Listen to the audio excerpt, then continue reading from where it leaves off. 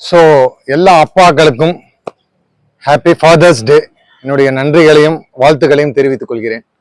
So இந்த fathers டே அப்படின்னு நம்ம சொல்லும்போது எல்லா ஃபேமிலியிலையுமே எல்லா குழந்தைகளுக்குமே என்ன சொல்றது, அவங்களுக்கோட ஃபர்ஸ்ட் ஹீரோ அப்படின்னு பார்த்தா அவங்க அப்பா தான். ஸோ அந்த காலத்துல அம்மாக்கள் வேலைக்கு போகாம இருந்திருந்தாங்க, வீட்டிலே இருந்திருந்தாங்க. ஸோ அப்பா தான் வெளியே வேலைக்கு போவார், சம்பாதிப்பார். ஸோ ஃபினான்ஷியலி அப்பா தான் ஸ்ட்ராங்கா இருப்பார். அதே மாதிரி வெளி உலகமா அவங்களுக்கு தான் தெரிஞ்சிருக்கும்.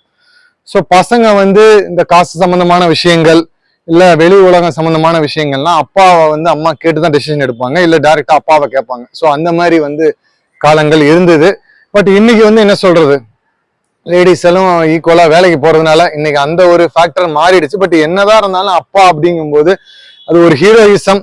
அது அப்பா அப்படின்னாலே எல்லாருக்கும் ஒரு தைரியம், ஒரு நம்பிக்கை அப்படிங்கிற மாதிரி. அம்மா அப்படின்னா ஒரு மாதிரி பாசம், ஒரு மாதிரி சாஃப்ட் கார்னர் அப்படிங்கிற மாதிரி எல்லாருக்குமே லைஃப்ல அது ஒரு விஷயமா இருக்கும். பொதுவா பெண் குழந்தைகள் அப்படின்னா அப்பா ரொம்ப க்ளோஸா இருக்கும். அதே மாதிரி ஆண் குழந்தைகள் அப்படின்னா அம்மா கொஞ்சம் க்ளோஸா இருக்கும். அது எப்பவுமே ஒரு ஸ்டெப்பு ஒரு செல்லம் அப்படிங்கிற மாதிரி அது எல்லா ஃபேமிலியிலயுமே இருக்கும். பட் எதுவுமே என்ன சொல்றது, எந்த உறவுமே இருக்கும்போது அருமை தெரியாது, இல்லாத போதுதான் அதோடைய தெரியும். இப்ப இருக்கும்போது அதை நம்ம எந்த அளவுக்கு மெயின்டைன் பண்றோம் அப்படிங்கறதுதான் விஷயமா இருக்கு. ஸோ இதுதான். இன்னொன்னு நம்ம என்ன சொல்லுவோம் அப்படின்னா, ஒரு அம்மாவுக்கு எப்போதுமே என்ன அப்படின்னா ஹஸ்பண்ட் அப்பா அப்படிங்கும்போது அவங்களுடைய ஒரு ஹெல்ப், அவங்களோட சப்போர்ட் எப்போதுமே லைஃப்ல தேவையா இருக்கும். ஒரு ஃபேமிலியை ரன் பண்றாங்க அப்படிங்கும்போது அவங்களுக்கு எமோஷனலாவும் சரி, அது எப்போதுமே ஆண்கள் அப்படிங்கும்போது கொஞ்சம் லேடிஸோட அவங்க இன்னும் கொஞ்சம் ஸ்ட்ராங்கா இருப்பாங்க, physically as well as mentally அப்படிங்கிற மாதிரி ஒரு விஷயம் இருக்கு. அப்ப லேடிஸ்க்கு எப்போதுமே ஒரு சப்போர்ட்டா இருக்கக்கூடிய ஒரு கேரக்டர் தான் அது. ஸோ ஒரு அப்பா அப்படிங்கிறது அந்த ஃபேமிலிக்கு அவ்வளோ ஒரு தேவையானது. ஸோ அம்மாவுக்குமே ஒரு பெரிய சப்போர்ட்டாகவும் ஒரு அந்த ஃபேமிலிக்கும் ஒரு பெரிய ஒரு ஹீரோவாகவும் இருக்கிறது அப்பா தான். ஸோ இன்னைக்கு என்ன சொல்றது, அப்பாக்கள் எல்லாமே ஓகே அப்படின்னாலும் இன்னைக்கு என்ன நிலைமை ஓடிட்டு இருக்கு அப்படின்னு பார்த்தா, பொதுவா பேரண்ட்ஸுக்கு என்ன அப்படின்னா, ஒரு ஒரு ஒரு மனுஷன் ஒருத்தன் இருக்கான் அப்படின்னா அவனுக்கு குழந்தை பிறக்கிற வரைக்கும் அவன் தன்னுக்கு என்ன சந்தோஷம், தன்னை எப்படி திருப்திப்படுத்திக்கலாம், தன்னை எப்படி சந்தோஷப்படுத்திக்கலாம் அப்படின்னு சொல்லி இந்த வாழ்க்கையில ஓடுவான். ஒன்ஸ் குழந்தைன்னு ஒண்ணு பிறந்துருச்சு அப்படின்னா அவனுடைய ஃபுல் ஃபோக்கஸும் அந்த குழந்தைக்காக தான் இருக்கும். அதுக்கப்புறம் அவன் தன்னை பத்தி எதுவுமே பெருசா கேர் பண்ண மாட்டான். அந்த குழந்தைக்கு எது நல்லது, அந்த குழந்தைக்கு எது நல்லா சொல்ல முடியும், ஒரு சாப்பாடுன்னா கூட அந்த குழந்தைக்கு நல்லா கொடுக்கணும், ஒரு ட்ரெஸ்ஸோ இல்லை ஏதோ ஒண்ணுன்னா அந்த குழந்தைக்கு நல்லா செய்யணும், நமக்கு அதுக்கு அடுத்தது இருந்தா போதும்.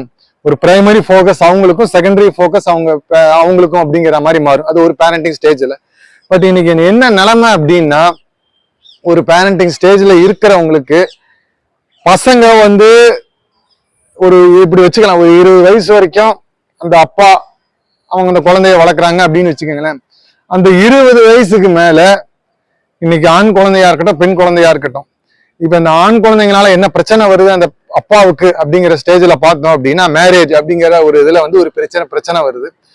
ஸோ இது என்ன மாதிரி ஆகுது அப்படின்னு நம்ம சொன்னோம்னா, இந்த ஒரு லவ் மேரேஜ் அப்படிங்கும் போகும்போது சப்போஸ் அந்த அப்பா சம்மதிக்கல, அப்பாங்கிறது இங்க பேரண்ட் நம்ம ஜென்ரலா சொல்லலாம், அப்பாவோ அம்மாவோ சம்மதிக்கல அப்படிங்கும் போது இன்னைக்கு உள்ள இது எல்லாரையும் நம்ம சொல்லல, நம்ம ஒரு சில கேசஸ் சொல்றோம். பையனை பொறுத்த வரைக்கும் சம்மதிக்கல அப்படிங்கும் போது லவ் மேரேஜ் அப்படின்னு வந்தா அவங்க தூக்கி எரிஞ்சிட்டு அதை போறாங்க, அந்த உறவையே தூக்கி எரிஞ்சிட்டு போறாங்க.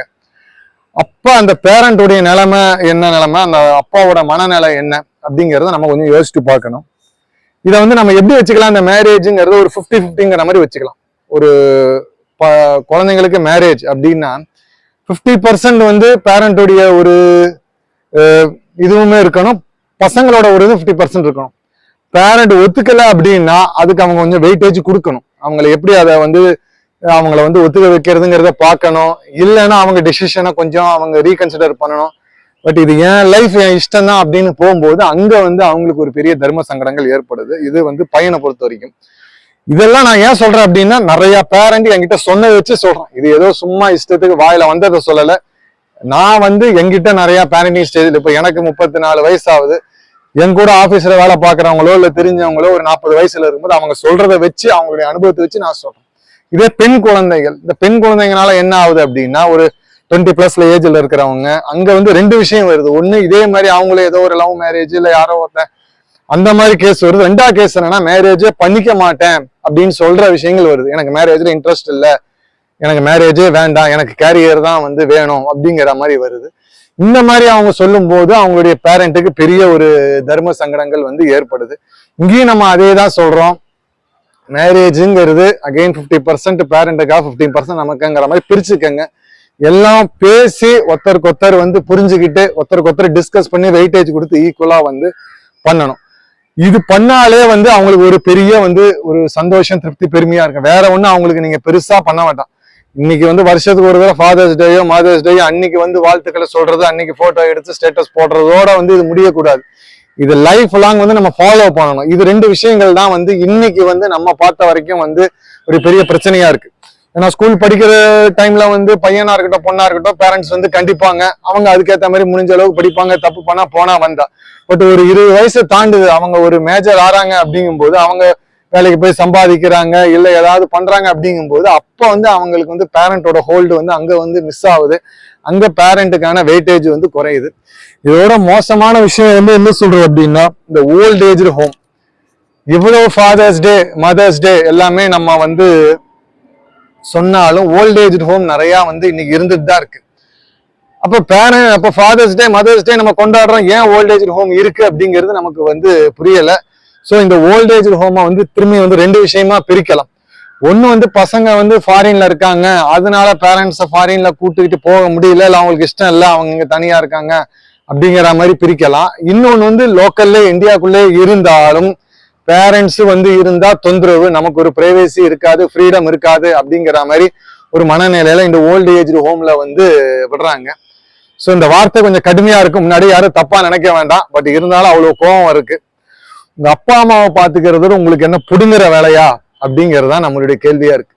நீ எவ்வளவு பெரிய கும்பனாரு, நீ எவ்வளவு வேணா படிச்சுக்க, நீ எவ்வளவு வேணா சம்பாதிச்சுக்க, எவ்வளவு பெரிய அதிகாரத்துல வேணாரு, உங்க அப்பா அம்மாவை கூட வச்சு அவங்களுக்கு 3 வேளை சாப்பாடு போட்டு அவங்களுக்கு ட்ரெஸ் வாங்கி கொடுத்து அவங்கள பாத்துக்கிறதோட உனக்கு என்ன புடுங்குற வேலையா அப்படிங்கறதுதான் பாத்துக்காதவங்களை பத்தி நம்ம வந்து கேட்கிறோம். ஸோ ஓகே, இப்ப இது மாரி லோக்கல்ல இருக்கிறவங்க அதே தான், இந்த பிரைவேசி அது மாதிரி ரீசன்னால வந்து இன்னைக்கு ஈவன் கல்யாணம் பண்றவங்களே வந்து பேரண்ட்ஸ் இருக்கக்கூடாதுங்கிற மாதிரி கண்டிஷன் போட்டுதான் வந்து கல்யாணம் பண்றாங்க. அது என்ன ஒரு இதுன்னு தெரியல. பார்த்துக்கூடாதுன்னு அப்ப அவங்க என்ன பண்ணுவாங்க வயசானவங்கிறது நமக்கு தெரியல. பாத்துக்கிறதோட உனக்கு என்ன வேலை? அப்ப சின்ன வயசுல உன்னை பாத்துக்கலாமங்க அப்படின்னா நீ எப்படி இன்னைக்கு வளர்ந்துருப்ப? நீயே பிறந்ததுல இருந்து வளர்ந்துருவியா? நீ பிறந்த குழந்தையா உன்னை அவங்க நெஞ்சில தாங்கி, அவங்க வயத்துல தாங்கி, இன்னைக்கு நெஞ்சில தாங்கி இல்ல உன்னை அவங்க கொண்டு இருக்காங்க. அப்ப அது ஒண்ணு. இப்ப இந்த ஃபாரின் போற கேசஸ் வச்சுப்போம். இந்த ஃபாரின் போற கேசஸ்ல வந்து நம்ம ரெண்டு விதமா அதையும் வந்து பிரிக்கலாம். ஒரு விதம் வந்து என்னன்னு பாத்தீங்கன்னா, இங்க சுத்தமா வந்து அவனால வந்து இங்க சர்வே பண்ணவே முடியல, ரொம்ப சேலரி லோவா இருக்கு, ஃபேமிலி ரொம்ப கஷ்டமா இருக்கு, இல்ல கடன் நிறைய இருக்கு, அதை அடக்கிறதுக்காக போற கேசஸ் ஒண்ணு. அதை வந்து நம்ம ஒரு தியாகமா தான் வந்து பார்க்க முடியும் அந்த மாதிரி போற கேசஸ். ஏன்னா எனக்கு தெரிஞ்சு என் கூட படிச்ச பசங்களே அந்த மாதிரி போன கேசஸ் எல்லாம் இருக்கு. அங்க அவன் வந்து பொண்டாட்டியோட எல்லாம் இருக்க மாட்டான், அவங்க தனியா இருந்துட்டு அவன் அப்பா அம்மா பொண்டாட்டி எல்லாமே இங்க இருப்பாங்க, அவங்க தனியா இருந்துட்டு சம்பாதிச்சுட்டு அந்த மாதிரி பாத்துருவான். இன்னொரு விதமான ஃபாரின்ல இருக்கிற கேசஸ் என்னன்னா, இங்க அவங்களுக்கு நல்ல ஒரு இது இருக்கு, பட் இருந்தாலும் அங்க போனா இன்னும் வந்து பெட்டரா சம்பாதிக்கலாம், இன்னும் கூட சம்பாதிக்கலாம், அந்த காசு ஆசையில வந்து அவங்க போறாங்க. அந்த மாதிரி போகும்போது அவங்க எப்படி போவாங்கன்னா, அவங்க ஒய்ஃபு குழந்தை அவங்க மட்டும் போயிட்டு அவங்க அப்பா அம்மாவை இங்க வந்து விட்டுட்டு போவாங்க. அப்போ நம்ம என்ன சொல்றோம் அப்படின்னா, நம்ம வாழ்றதுக்காக தான் பணம் சம்பாதிக்கிறோம், பணம் சம்பாதிக்கிறதுக்காக நம்ம வாழல. நீ ஃபாரின் போறியா இல்லையாங்கிறது வந்து பிரச்சனை கிடையாது ராஜா, நீ ஃபாரின் போகணும்னா போய்க்காது, உன்னுடைய இஷ்டம். பட் உன் பேரண்ட் உன் கூட இருக்கணும். உன் பேரண்ட் அங்க வந்து இருக்க இஷ்டம்னா நீ கூட்டிட்டு போய், இல்லைன்னா நீ ஃபாரினே போக வேண்டாங்கிற. நீ போகும்போது இந்த உலகத்தை விட்டு போகும்போது நீ ஒண்ணு கொண்டு போக போறது இல்லை. போட்டு அந்த பாக்ஸ்ல போட்டு எடுத்தாங்கன்னா ஒரு டம்ளர் சாம்பல் தான் நமக்கு மிச்சம். அப்புறம் நீ போய் அங்க போய் லட்சக்கணக்கா கோடிக்கணக்கா சம்பாதிச்சு என்ன பிரயோஜனம்? உங்க அப்பா அம்மா இங்க தனியா கஷ்டப்பட்டுக்கிட்டு இன்னைக்கு ஓல்ட் ஏஜ் ஹோம்ல எதிர் இருக்காங்க, இல்லைன்னா ஒரு வீட்டுல தனியா வயசானவங்க மட்டுமே வந்து இருக்காங்க. நிறைய நம்ம இன்னைக்கு வந்து பாக்குறோம், இந்த மாதிரி கேர்டேக்கர் தேவை, இல்ல சமைக்கிறதுக்கு ஆள் தேவை, வீட்டுல இருக்க வயசானவங்களை பாத்துக்க. அப்ப பசங்களுக்கு அதை விட என்ன, இதாவது பையன் பொண்ணு 2 பேருக்கு சேர்த்துதான் சொல்றேன். இது வந்து பையன் ஆண் வாரிசுனா அவங்க தான் வந்து குழந்தைங்களை பேரண்ட்ஸை பாத்துக்கணும், லேடிஸ் வாரிசுனா பாத்துக்கணும், 2 பேருமே பாத்துக்கணும். ஒரு பையனும் பொண்ணு கல்யாணம் பண்றீங்க அப்படின்னா அவங்க கூட பையனோட அப்பா அம்மா பொண்ணோட அப்பா அம்மா 2 பேரும் இருக்கிறதுக்கு ஈக்குவலா உரிமை இருக்கு. அது கேஸ் டு கேஸ்ல இவங்களுக்கு ஒருத்தங்களுக்கு வந்து 2 பையன் இருக்கு அப்படின்னா ஒரு பையனோட இருந்துக்கலாம். இன்னொரு அவங்க கல்யாணம் பண்ற பொண்ணுக்கு அதே மாதிரி ஒரு அண்ணனோ தம்பியோ இருக்காங்கன்னா அப்போ அவங்க பேரண்ட் இங்க இருக்கட்டும், அந்த மாதிரி பிரிச்சுக்கிறாங்க. கேஸ் டு கேஸ் இல்லைன்னா அது மாதிரி ஒரு அண்டர்ஸ்டாண்டிங்ல பண்ணணும்னா பண்ணிக்கலாமே தவிர இது ஏதோ பையன் பேரண்ட்னா தான் கூட இருக்கணும், இல்ல பொண்ணு பேரண்ட்னா கூட இருக்க கூடாது, இல்ல பொண்ணு பேரண்ட்னா தான் கூட இருக்கணும், பையன் பேரண்ட் கூட இருக்க கூடாதுன்னு இல்லை. கல்யாணம் ஆகாத வரைக்கும் அவங்க வந்து பசங்களோட பேரண்ட்ஸ் இருக்காங்க. கல்யாணம் ஆனாலும் அந்த பேரண்ட்டுக்கு எங்க சௌரியமோ அவங்க எங்க விருப்பப்படுறாங்களோ அவங்க போய் கண்டிப்பா வந்து இருக்கலாம். அது இருக்கிறதுங்கிறது வந்து ஒரு நம்மளுடைய வந்து கடமை. அதை விட்டுட்டு சும்மா வந்து இது மாதிரி பிரைவேசி அவங்க இருந்தா அதை சொல்லுவாங்க, அவங்க இருந்தா இதை சொல்லுவாங்க அப்படின்னா பிரைவேசி இருக்கு. எனக்கு ஒண்ணுமே புரியல. ஒரு டபுள் பெட்ரூம் வீடு தான் எல்லாருமே வந்து வச்சிருக்காங்க. அப்ப ஒரு பெட்ரூம்ல நீ இருந்துக்க, இன்னொரு பெட்ரூம்ல ஒருத்தங்க பேரண்ட்ஸ் இருந்துகிட்ட, இன்னொரு ஹால்ல இன்னொருத்தங்க பேரண்ட்ஸ் இருந்துட்டு முடிஞ்சு போச்சு, அவ்வளவுதான். இதுல என்ன கஷ்டம் இருக்கு? இன்னொன்னு எத்தனை ஃபேமிலிஸ்ல வந்து அப்பா அம்மா 2 பேருமே உயிரோட இருப்பாங்கன்னு தெரியல. அதே மாதிரி பையன் பொண்ணு 2 பேர் இருக்காங்கன்னா 2 பேரோட பேரண்ட்ஸ் 2+2=4 உயிரோட இருப்பாங்களான்னு தெரியல. நிறைய கேஸ்ல ஒருத்தங்க இருப்பாங்க, ஒருத்தங்க இருக்க மாட்டாங்க. அப்புறம் அவங்கள வச்சு காப்பாத்துறதோட உனக்கு என்ன கேடு? உனக்கு அதை விட உனக்கு வாழ்க்கையில என்ன இருக்கு? இந்த ஃபாதர்ஸ் டே மதர்ஸ் டே எல்லாம் என்னைக்கு கொண்டாடலாம்னா நீ கூட வச்சுக்கிட்டு பார்த்துட்டு இருக்கும்போது தான் கொண்டாடலாம். நீ எங்கேயோ அவங்கள விட்டுட்டு நான் எங்கேயோ இருந்துட்டு எனக்கு இதுதான் பிரைவசி, அவங்க எப்படியோ போகட்டும் அப்படின்னு சொல்லிக்கிட்டு வந்து ஃபாதர்ஸ் அண்ட் மதர்ஸ் டே கொண்டாடுறது பிரயோஜனம் இல்லை. நீ அந்த மாதிரி அவங்கள தனியா விட்டுட்டு நீ எவ்வளவு சம்பாதிச்சாலும் சரி, இல்ல எவ்வளவு உயரத்துல இருந்தாலும் சரி, அவங்கள நீ எவ்வளவுதான் வசதி பண்ணி காரு பங்களா ஏசி இல்ல ஒரு பெரிய ஒரு லக்ஸூரியஸ் ஓல்டேஜ் ஹோம்ல விட்டாலும் சரி அவங்களுக்கு நிம்மதி கிடையாது. அவங்களுக்கு உன் கூட இருக்கிறதா நிம்மதி. சின்ன வயசுல உன்னை கொண்டு போய் ஒரு அனாதை ஆசிரமத்துல நிறைய காசு இது பண்ணி கொடுக்குற இதுல போய் உன்னை விட்டா நீ சந்தோஷமா இருப்பியா? உனக்கு உங்க அப்பா பக்கத்துல படுத்தாதானே சின்ன வயசுல தூக்கம் வந்தது, உங்க அப்பாவோட பேசினாதானே உன்னால முடிஞ்சது. அப்ப அவங்களுக்கு வயசாகும் போது மட்டும் நீ அவங்களை எங்கேயோ விட்டுட்டு நீ வந்து இது பண்ற அப்படின்னா அது எவ்வளவு கேவலம், அது எவ்வளவு பாவம் அது. ஸோ இந்த ஃபாதர்ஸ் டே மதர்ஸ் டே எல்லாமே குழந்தைங்க அவங்க பேரண்ட்ஸை கடைசி வரைக்கும் வச்சு பார்த்துக்கணும். நீ வேலைக்கு போறது சம்பாதிக்கிறது எல்லாமே 2ஆம் பட்சம் தான். நீ கஞ்சி குடிச்சாலும் அதுல பாதி அவங்களுக்கு கொடுத்துட்டு நீ குடிக்கிறதா வந்து பெருமை. அதுதான் உன்னுடைய கடமை, அதுதான் கர்மா. அதை விட்டுட்டு நீ என்ன பண்ணாலும் சரி அந்த பாவம் சும்மா விடாது. அவங்களும் நிம்மதியா இருப்பாங்க மாட்டாங்க. கடைசியா ஒரு ஸ்டேஜ்ல நீயும் வந்து நிம்மதியா இருக்க மாட்டேன். ஏன்னா நீ இந்த காசு பணம் இந்த இது பிரைவேசி ஃப்ரீடம் அப்படின்னு ஓடிட்டு இருக்க.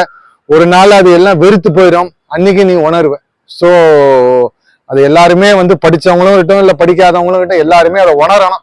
பேரண்ட்ஸுங்கிறது வந்து என்ன சொல்றது, நம்மளுடைய 2 கண்ணு மாதிரி.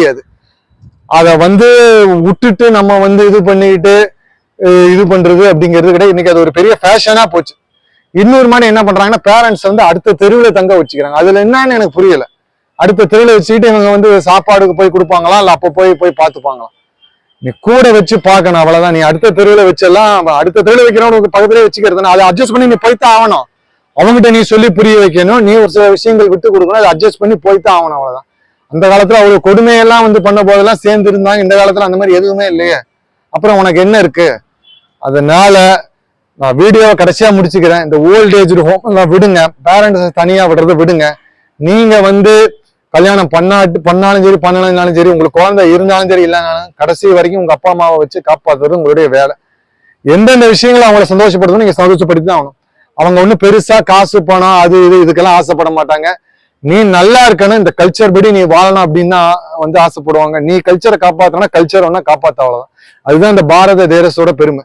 இது மற்ற ஃபாரின் கண்ட்ரி மாதிரி கண்டவனோட போறது வர்றது இஷ்டத்துக்கு பண்ணலாங்கிறது இங்க அப்படி மாறிட்டு இருக்கு. பட் அது சரிப்பட்டு வராது. இந்த பாரத தேசத்துக்கு ஒருத்தனுக்கு ஒருத்தி அப்படிங்கிற மாதிரி கலாச்சாரம் இருக்கு. அந்த கலாச்சாரத்தை ஃபாலோ பண்ணி எல்லாரும் வாழுங்க. எல்லாரும் அவங்க அப்பா அம்மாவை காப்பாத்துங்க. நீங்க உங்க அப்பா அம்மாவை காப்பாத்தினாலே கடவுள் உங்க கூடயே இருப்பாரு. எல்லா நல்லதும் உங்களுக்கு நடக்கும். நீங்க இல்லாதவங்களுக்கு ஹெல்ப் பண்றது எல்லாமே செகண்டரி. உங்க அப்பா அம்மாவை நீங்க முதல்ல காப்பாத்துங்க, உங்களுக்கு எல்லா புண்ணியமும் வந்து கிடைக்கும். ஸோ வீடியோவை இதோட முடிச்சுக்கிறேன். இதுவும் கடந்து போகும், எண்ணம் போல் வாழ்க்கை. பாரத் மாதா கி ஜெய். ஜெய் ஹிந்த். Good by.